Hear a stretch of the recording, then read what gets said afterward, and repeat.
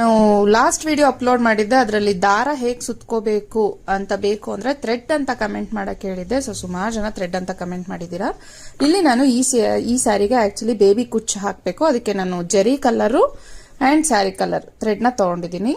ಓಕೆನಾ, ನೋಡಿ ಈ ತರ ಇಟ್ರೆ ಸ್ಯಾರಿ ಮೇಲೆ ದಾರಕ್ಕೂ ಸೀರೆಗೂ ವ್ಯತ್ಯಾಸ ಗೊತ್ತಾಗಬಾರದು. ಅಷ್ಟು ಪರ್ಫೆಕ್ಟ್ ಆಗಿ ಮ್ಯಾಚ್ ಮಾಡ್ಕೊಳಕ್ ಟ್ರೈ ಮಾಡಿ.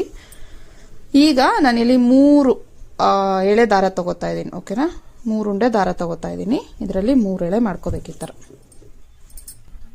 3 ಎಳೆ ದಾರನ ತಗೊಂಡು ಈ ತರ ಇಟ್ಕೊಂಡು ಯಾವ್ದಾದ್ರು ಒಂದು ರಟ್ಟು ಅಥವಾ ಬುಕ್ ಇಟ್ಕೊಂಡು ನೋಡಿ 1 2 3 4 5 6 7 8 9 10 11 12 ಸರಿ ಸುತ್ಕೊಂಡು ಇದೇನು 3 ಎಳೆ ದಾರ ಕಂಟಿನ್ಯೂ ಇರುತ್ತಲ್ಲ ಇದನ್ನ ಕಟ್ ಮಾಡಬೇಕು. ಇಲ್ಲೆಲ್ಲೂ ದಾರ ಕಟ್ ಮಾಡಕ್ ಹೋಗ್ಬೇಡಿ. ಓಕೆನಾ, ಇದನ್ನ ನಿಧಾನಕ್ಕೆ ಆಚೆ ತಕ್ಕೊಳ್ಳಿ. ಈ ರೀತಿ ನಿಧಾನಕ್ಕೆ ಆಚೆ ತಕ್ಕೊಂಡು ಇದಿಷ್ಟು ದಾರನ ಒಂದ್ ಮಾಡಿಟ್ಕೋಬೇಕು. ಒಂದಾಗಿ ಇಟ್ಕೊಂಡು ನಾನೇನ್ ಮಾಡ್ತೀನಿ ಅಂದ್ರೆ ನೀಡಲ್ಗೆ ಈ ತರ ಕಾಟನ್ ಥ್ರೆಡ್ ಹಾಕಿರ್ತೀನಿ. 2 ಎಳೆ ದಾರನ ಈ ತರ ನೀಡಲ್ಗೆ ಗಂಟು ಹಾಕೊಂಡಿರ್ತೀನಿ. ಇದ್ರ ಒಳಗಡೆ ಇದನ್ನ ಎಳ್ಕೋಬೇಕು. ಸೊ ಇಷ್ಟೇ, ವೆರಿ ಸಿಂಪಲ್. ಬೇಬಿ ಕುಚ್ಚಿಗೆ ದಾರನ ರೆಡಿ ಮಾಡ್ಕೊಳ್ಳೋದು ಇದೇ ತರ.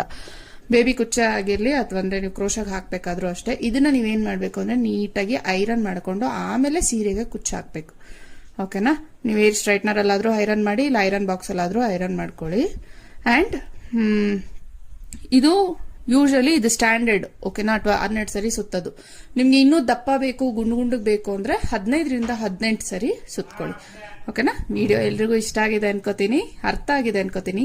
ಅರ್ಥ ಆಗಿದ್ರೆ ಲೈಕ್ ಮಾಡಿ, ಶೇರ್ ಮಾಡಿ, ನಿಮ್ಮ ಅನಿಸಿಕೆನ ಕಮೆಂಟ್ ಮಾಡೋದನ್ನ ಮರಿಬೇಡಿ. Thank you.